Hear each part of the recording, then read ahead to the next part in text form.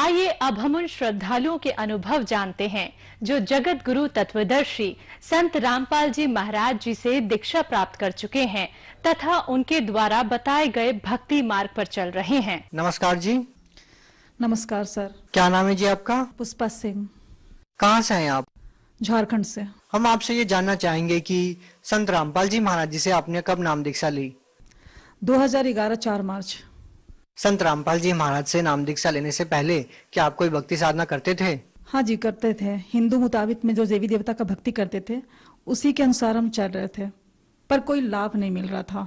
क्या भक्ति साधनाएं करते थे आप? देवी देवता की भक्ति, जैसे शंकर भगवान, हनुमान जी। व्रत वगैरह करते थे? हाँ, किया करते थे, जैसे हमारे घर में बताया करते थे तो किया करते थे। आपसे ये जानना चाहेंगे कि फिर आपने संत रामपाल जी महाराज जी से नाम दीक्षा क्यों ली? क्या कारण हुआ कि आपको संत रामपाल जी महाराज जी से नाम दीक्षा लेनी पड़ी? इसके पीछे एक कारण है सर कि अचानक 2010 में मेरी तबीयत काफ़ी बुरी तरह से खराब हो चुकी थी, जिसके वजह से हमारे ऊपर काफ़ी अचानक 2010 में मई में मेरी तबीयत काफ़ी खराब हो गई। रात 12 बज रहे थे, अचानक मेरा हालत एकदम बिगड़ गया। जीभ काफ़ी लंबे लंबे निकलने लगे और बाल ऑटोमेटिक खुल जाया करता था और आंख घूमने लगते थे। तो मेरे हस्बैंड सोचे कि क्या हो गया अचानक, इसका माइंड क्या हो गया।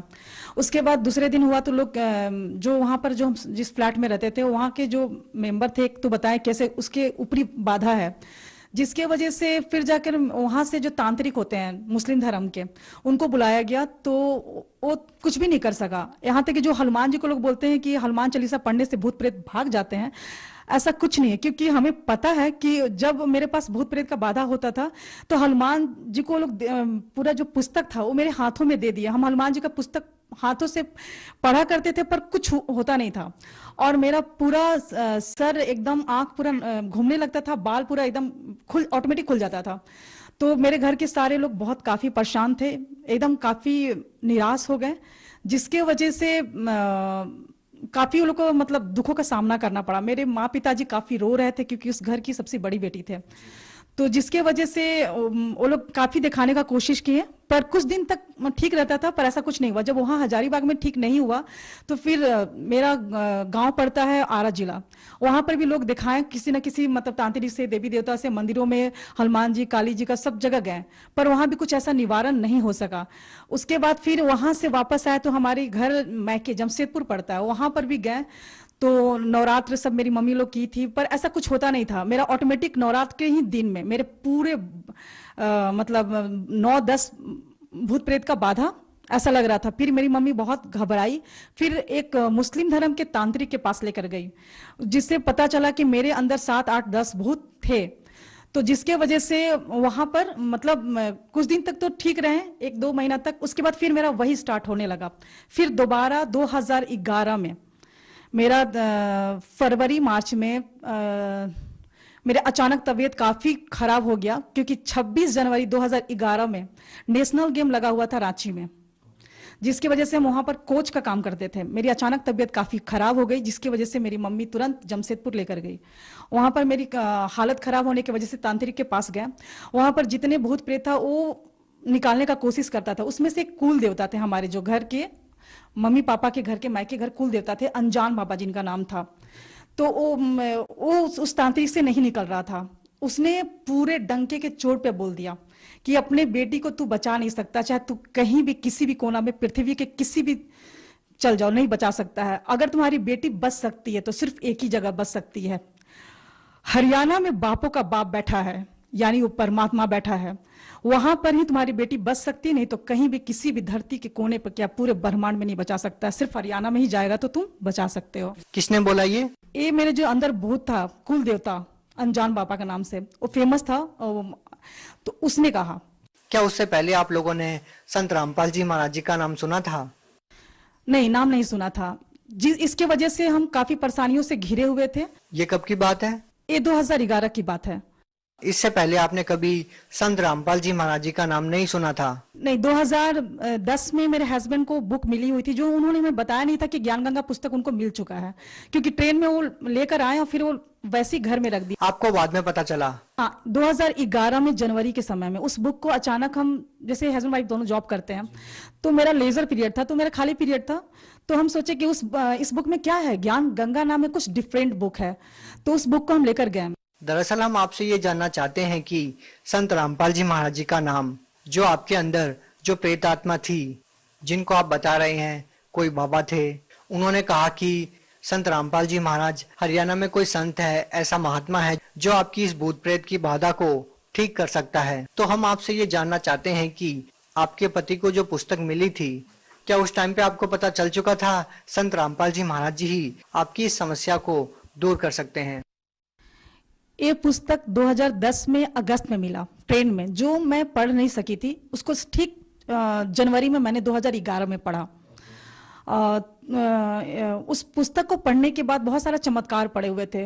मैंने कभी नहीं सुना था संत रामपाल जी महाराज जी के बारे में, तो सिर्फ मैंने इतना सोचा कि परमात्मा भगवान का जो उसमें लाभ कैसे होता है, किस तरह होता है, भगवान कैसे सुख देता है, उस ज्ञान गंगा पुस्तक के पढ़ने के बाद ही पता चला। पहले तो ऐसा था कि भक्ति करते थे पर लाभ कुछ होता नहीं था। नहीं, ऐसा भी तो हो सकता है कि आपने पुस्तक पढ़ी और माइंड में आपको ये बातें घूमने लगी कि उसके बाद ही आपके अंदर जो प्रेत है उसने कहा हो कि संत रामपाल जी महाराज जी के पास चले जाओ, या उससे पहले आपने कभी नाम ही नहीं सुना था? नाम तो सुना नहीं था, बल्कि उसके बाद वो खुद प्रेत बाधा उसने खुद कह दिया कि आपकी बेटी बच ही नहीं सकती है। उसके बाद आपने संत रामपाल जी महाराज जी के बारे में जानना शुरू किया था। तो फिर जाके फिर हमारे घर के फैमिली काफी दुखी थे, जिसकी वजह से उन्होंने फिर संत रामपाल जी महाराज जी का कैसे जाना होता है, उसका पीछे जो ज्ञान गंगा पुस्तक के पीछे जो नक्शा लिखा हुआ था, उसके मुताबिक हम लोग टिकट कटवाए और फिर बरवाला आश्रम हरियाणा पहुंचे। अच्छा, जो बातें जहाँ से शुरू होती है वही अब मुकाम पे है कि जैसे ही जो आपके अंदर जो भूत प्रेत की बाधा थी, उन्होंने कहा कि संत रामपाल जी महाराज जी ही ठीक कर सकते हैं, पूरी पृथ्वी पर केवल एक ही जगह है। क्या वो बात सही साबित हुई? जो आपके अंदर भूत प्रेत जो बोल रहा था कि केवल वहीं पर ये बाधा ठीक हो सकती है, तो क्या संत रामपाल जी महाराज जी से नाम दीक्षा लेने के बाद ही आप ठीक हुए? जब हम सब तरह से थक चुके थे, मंदिर, मस्जिद, गुरुद्वारा सब जगह जा चुके थे, जब इंसान का तबीयत खराब होता है ना, तो उसके माँ पिताजी काफी दुखी होते हैं। तब उन समय वो हिंदू, मुस्लिम, सिख, ईसाई नहीं देखते हैं, वो सभी धर्म में जाना स्टार्ट कर देते ताकि उसका बच्चा ठीक हो सके। उस समय वहां पर मानसिकता खत्म हो जाता है, जाति पाति क्या होता है। तो उसके बाद हमारी जब संत रामपाल जी महाराज जी के शरण में गए, तो जो हमारे भूत पाता का बाधा था, जो हम जिसकी वजह से काफी परेशान हुआ करते थे, वो संत रामपाल जी के महाराज जी के शरण में जाते ही और नाम दीक्षा लेते ही आशीर्वाद मात्र से, सिर्फ दर्शन फर्स्ट बार ही मैंने किया था, ये भी नहीं जानते थे कि संत रामपाल जी महाराज जी कि मतलब क्या होता है। मतलब वहां पर जैसे गए तो वहां के सभी आश्रम में रखते ही पांव एक अलग सा माहौल लगा, एक अलग सा दुनिया, जहां लगा कि पूरा दुखों का संसार में से निकल के सतलोक जो आश्रम पहुंचे, लगा कि एक बहुत सुकून शांति भरा दुनिया था। जो हमें प्यार उस दुनिया में नहीं मिल सका, वो सतलोक आश्रम में मिला, अपनापन। और संत रामपाल जी महाराज जी के पास जाते हैं, हमारा तुरंत जो हमारे भूत प्रेत का जो बाधा था, वो संत रामपाल जी महाराज जी के दया से एकदम बिल्कुल पूरी तरह से ठीक है। और जो छोटी मोटी हमारी जो बीमारियां थी, बहुत सारी बीमारियां थी छोटी मोटी, वो तो परमात्मा ने उसी समय हमारे जो उनके मंत्र जो देते हैं संत रामपाल जी महाराज जी, उसमें इतनी पावर है, इतनी शक्ति है। उस मंत्र को करते करते में जो हमारी छोटी मोटी जो भी बीमारियां थी या जो भी थी, माइग्रेन थे, वो सारे परमात्मा के उस मंत्र के करने से ही हो गए समाप्त। तो आपकी जो इतनी बड़ी समस्या थी वो संत रामपाल जी महाराज जी से नाम दीक्षा लेने के बाद ठीक हो गई। इसके अलावा संत रामपाल जी महाराज जी से नाम दीक्षा लेने के बाद आपको कोई लाभ मिला हो?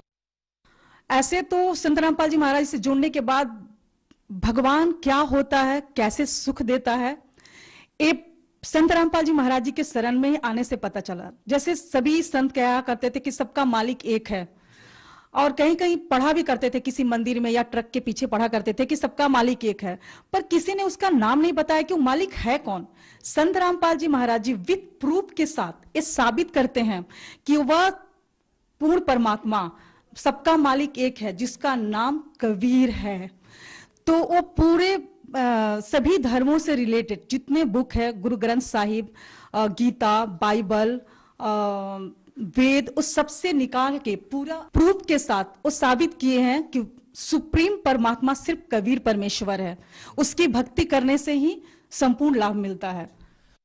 आपसे एक बात और जानना चाहेंगे कि संत रामपाल जी महाराज जी जो भक्ति साधना आप लोगों को बता रहे हैं, ये भक्ति साधना पूरे विश्व में कोई नहीं बता रहा है, तो ऐसा कैसे संभव हो सकता है कि संत रामपाल जी महाराज जी ही, आप कहते हैं कि केवल वही शास्त्रों के अनुसार भक्ति बता रहे हैं, बाकी अन्य जो संत है वो नहीं बताते? सर, संत रामपाल जी सभी संतों से एकदम अलग हैं, क्योंकि संत रामपाल जी जो ज्ञान बताते हैं, एक टीचर होता है तो अपने बच्चों को सिलेबस के अनुसार ही पढ़ाता है। तो क्या आज तक जो भी लोग साधना कर रहे हैं वो सिलेबस के अनुसार नहीं कर रहे हैं? ये कैसे संभव हो सकता है? सर, बिल्कुल नहीं कर रहे हैं। तो आपको वो कौन सी साधनाएं ऐसी लग रही है जो लोग करते हैं जो शास्त्रों के विपरीत है? सर, कहना चाह रहे हैं कि जो भक्ति होता है जिससे लाभ हो सके, हमारे संकटों का निवारण हो सके, आपत्तियां टल सके, इंसान इसीलिए भक्ति करता है, सुख की खोज के लिए, शांति के लिए, मानसिक के लिए या शारीरिक सुख के लिए। पर जो वो भक्ति है, उस भक्ति में अगर किसी को शारीरिक कष्ट है, मानसिक कष्ट है, किसी को आर्थिक कष्ट है, जो संपूर्ण लाभ मिलना चाहिए भक्ति से, वो मिल नहीं पाता है। इसलिए आप कह रहे हैं कि वो शास्त्रों के विरुद्ध भक्ति है। एक प्रमाण तो ये। हाँ, वो शास्त्र विरुद्ध भक्ति है। और संत रामपाल जी महाराज जी, पूरे पृथ्वी पर सिर्फ एक ही संत रामपाल जी महाराज जी हैं जो पूरे शास्त्रों के अनुकूल भक्ति बता। मेरा सवाल ये था कि आपको ऐसी कौन सी वो बातें लग रही हैं कि ये शास्त्रों के विरुद्ध है, जो क्रियाएं आपको लगती है आम समाज में, और आप जो क्रियाएं कर रहे हैं वो शास्त्रों के अनुसार है, ऐसा क्या डिफरेंस आपको लगा? सर, शास्त्र विरुद्ध भक्ति में ये है कि जो गीता में मना किया गया है कि व्रत नहीं करना है, फिर भी लोग करते हैं, श्राद्ध नहीं निकालना है, फिर भी लोग करते हैं। और संत रामपाल जी महाराज जी के अनुयायी, ना जो शास्त्रों में लिखा हुआ है, जो संत रामपाल जी महाराज जी शास्त्रों के अनुकूल भक्ति करवाते हैं, उसमें ना वो व्रत करते हैं, ना श्राद्ध निकालते हैं, और बहुत प्रकार का बुराइयां उनके आशीर्वाद मंत्र से ही समाप्त हो जाते हैं। भगत समाज को क्या संदेश देना चाहेंगे? भगत समाज को संदेश तो नहीं दे सकते हैं, सिर्फ प्रार्थना कर सकते हैं कि पृथ्वी पर परमात्मा संत रामपाल जी महाराज जी के रूप में आए हुए हैं हरियाणा में। जल्द से जल्द आइए और नाम दीक्षा लीजिए और अपना आत्मा का कल्याण करवाइए। कुछ और कहना चाहेंगे संत रामपाल जी महाराज जी के बारे में?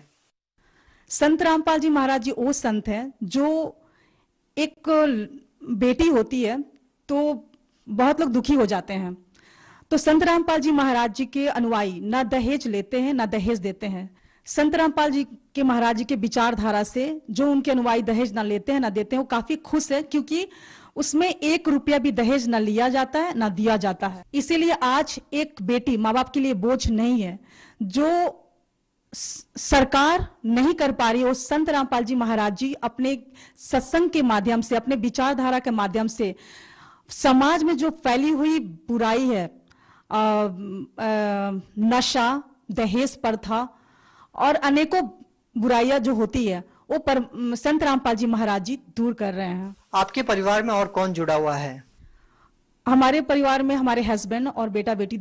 क्या कोई आपके परिवार में ऐसा सदस्य है जो पहले नशा करता हो और संत रामपाल जी महाराज जी से नाम दीक्षा लेने के बाद वो नशा नहीं करता? हाँ सर, हमारे हस्बैंड नशा करते थे, पर उस संत रामपाल जी महाराज जी के शरण में जाते ही सिर्फ फर्स्ट डे, जिस दिन हम फर्स्ट दिन नाम दीक्षा लिए, उसी दिन संत रामपाल जी महाराज जी के आशीर्वाद से ही बस एक क्षण में वो नशा समाप्त हो गया। कभी कभार भी नहीं करते? नहीं, कभी नहीं करते, ना उनका इच्छा करती है। आप एजुकेटेड हैं, आप क्या मानते हैं कि एक संत के आशीर्वाद से, केवल उनके वचनों से ही कोई व्यक्ति कैसे नशा छोड़ सकता है? सर, संत रामपाल जी महाराज जी के वचनों में शक्ति है। जो पूर्ण संत अगर धरती पे तत्वदर्शी संत के रूप में परमात्मा ही उतर सकता है, उसके शब्दों शक्ति में काफी शक्ति होती है। तो उनके सिर्फ आशीर्वाद मात्र से ही तुरंत वो नशा समाप्त हो गया। और उस दिन के बाद से कभी 2011 के से आज 2020 हो रहा है, उससे कभी नशा किसी ने नहीं किया है। बहुत बहुत धन्यवाद। सत साहेब जी।